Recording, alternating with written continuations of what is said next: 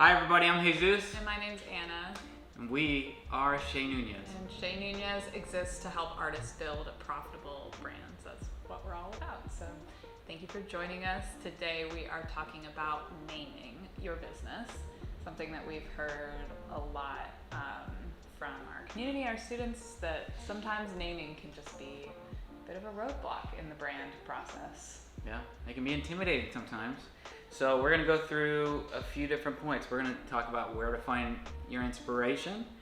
We're going to talk about some best practices, and then at the end we're going to talk about some personal examples as to what names we picked and why we picked them. Yeah, we love naming things, and we feel pretty strongly that it doesn't have to be a painful process. So hopefully this video will bring you lots of encouragement and inspiration. Just get the ball rolling. Get your ideas going. All right. Let's jump in. So the first one in finding inspiration is to self-reference. I love the idea of being able to self-reference ourselves as individuals. So for you, reference yourself. Where are you from? Where's your family from? What's your family story? I think there's such a rich history, especially if you feel like, oh, I can't find something from just myself. Look back. Oh yeah, definitely. And look at like names in your family, look at significant places in your family history or vacation spots, all kinds of, there's all kinds of references. Yeah. So self-reference. Number 2. Travel. If you love to travel like we do, we think that traveling can be a really nice wealth of inspiration. This one's pretty straightforward, but anything that kind of catches your eye when you're traveling. I think city names, city streets, Yeah. restaurants, bookshops, just anything and everything that you experience when you travel. It's been a huge source of inspiration for us. Even like moments of like just enlightenment that you have when you travel. Maybe reference a journal that you keep. Lots of cool stuff there. Yeah.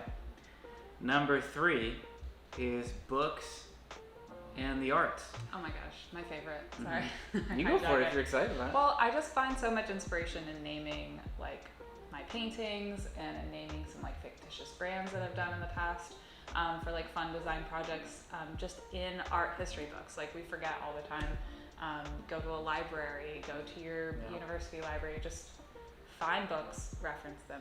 Yeah. It's a great place for finding name inspiration. Yeah, I think the same goes for me with music. I'll look at old albums, I'll look at artist songs, there's so many different references where I don't feel like, every idea doesn't need to necessarily come straight from my brain. Oh, yeah. It's just the ability of picking and choosing and maybe mixing these things together. Number 4 is your industry. Don't be afraid of making it obvious. For example, if you're a photographer, it's going to be really helpful to put photography in the name. Yeah, don't be afraid of that. Yeah, if you're a painter or an artist, don't be afraid of saying, I am a fine artist, I do surface pattern designs, I do whatever. Make it super obvious, because the point of all of this naming is connection, so that people recognize who you are. They can figure it out really quickly what you do. So, all right, moving on, some best practices. So before we jump into best practices, we thought we'd point out that in the whole naming process, it can be very helpful to give yourself kind of 2 phases. So the first phase is that inspiration phase, when you're really just doing a huge brain dump. You've got all the things tacked up to the wall. Judgment-free zone. Yes, judgment-free. Get all the options out on the table, and that's in the brainstorming inspiration phase. Then when you move on to the editing phase, that's when you really want to give yourself parameters. You really want to hone things in, and we recommend kind of narrowing that list down to like your top 5 and just, focusing your energy on how you can pick the best one out of that top 5. So then when you go into best practices, you can kind of use these tips as filters to look through. Moving on to the best practices phase, here are some suggestions we have for you. Yeah. Number 1 is make it really easy to spell. This one feels like a no-brainer. Yeah, but and make it a bonus points if it's easy to say as well. Take it from us, Chez Núñez. Easy to spell, not the easiest to pronounce. Solid name, but some people just don't know how to spell it, and you learn. You learn. You live and you learn. Number 2, do your research. This is very crucial. Make sure to do some research, but don't get caught up on it, okay? I know it's very paradoxical for me to say this. Do some research, have a phase to sort through, like, is the name associated with something else? Is the business name that you're thinking about Is the Google search going to give you something really weird when you type in your name? Like, Right. you want to avoid that. Yes. Also, in that research, make sure that there aren't multiple ways of spelling it, because again, the point of having a name is for recognition and connection. And if there's multiple ways of spelling the word that you're saying, it can be a little confusing when it comes to searching on the internet, Googling, Instagram, all that good stuff. Yeah, clarity is always the best Yeah. option. So spend some time researching those 5. Don't be afraid to cross some off the list depending on what you find. You could always go back to the brainstorming section of things and pick some new options. So Yeah.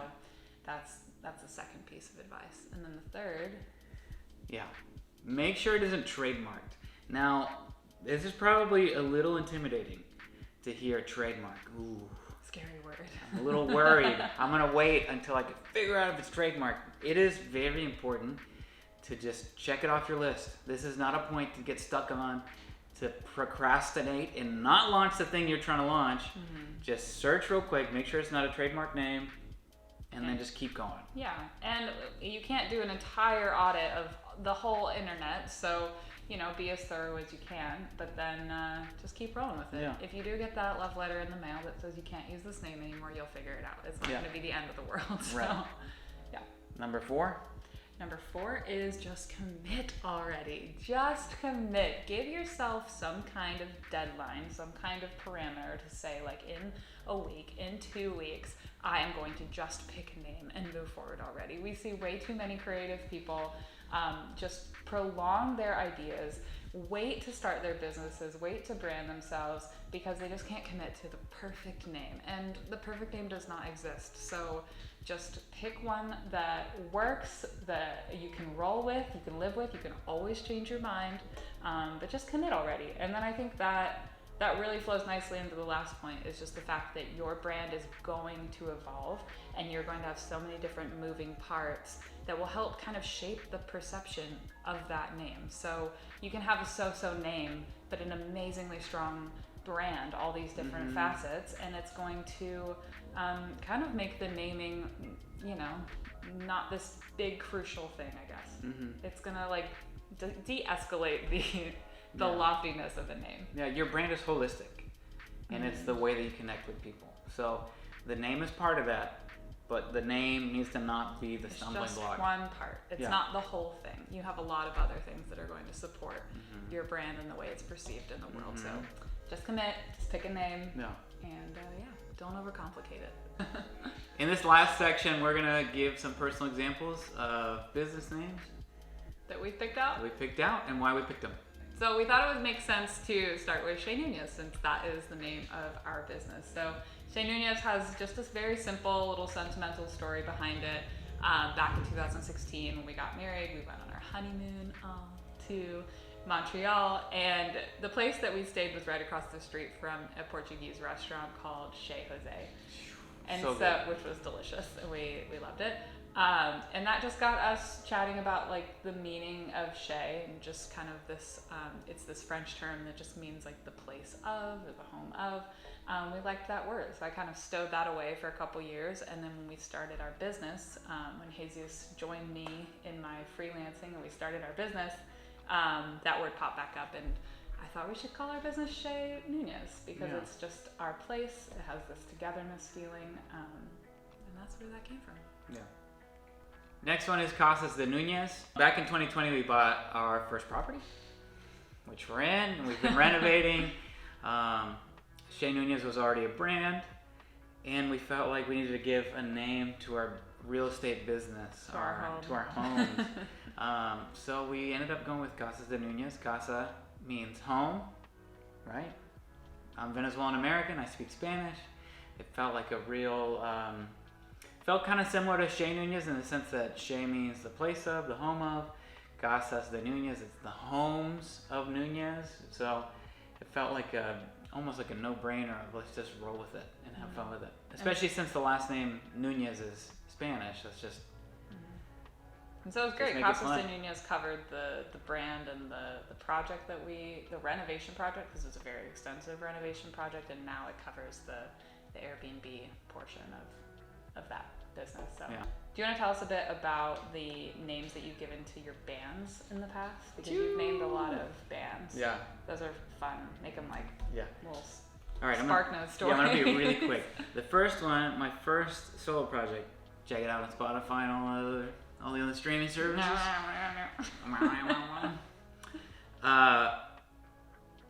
So the first one is called HAYZUS, and it's a solo project. So I was trying to figure out a name for it, and a guy that I got a quote for work on the house had misspelled my name so poorly In an email, and I'll show you in a second. Actually, we'll just put it up. He spelled it HAYZUS. My guy messed my name up so bad that I just felt like this is God telling me I gotta just roll with it, because I've had people mess up my name my whole life. It feels like just a kind of tongue-in-cheek joke, and here we are. Perfect. Next one is Muchacho. Muchacho is a band that I'm in. Muchacho feels like a very anglicized Spanish word, in the sense that most Americans have heard somebody use the word muchacho, even if they're playing around, and they might not know exactly what it means, but it means young man.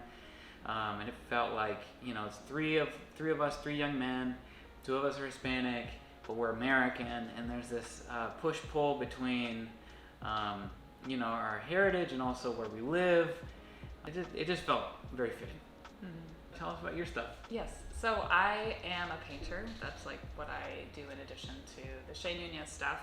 And I decided for my artwork to just, brand myself under my own name for that business. And this is What's your name? Anna Núñez.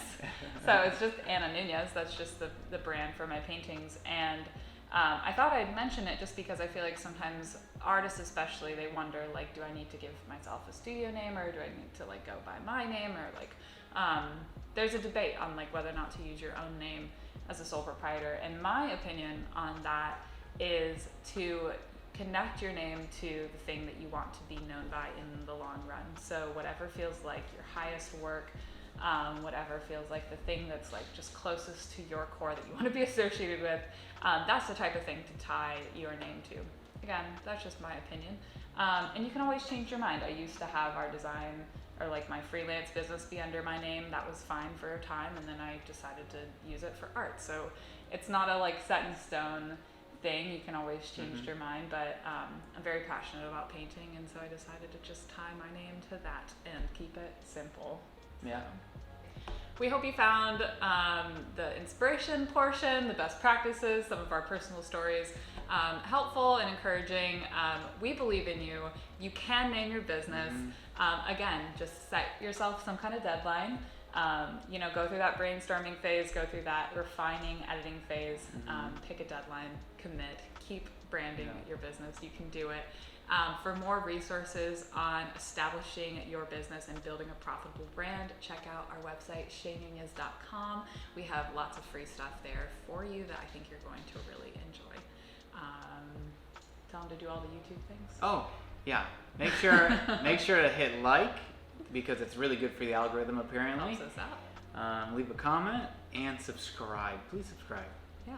And if you're struggling between a few names, share them in the comments. We'll give you our vote. Good. On which one you should go for. Oh yeah. Yeah. Yeah, leave it in the comments and we'll comment back. Yeah. All right. Thank you for watching. Have a great day. See ya.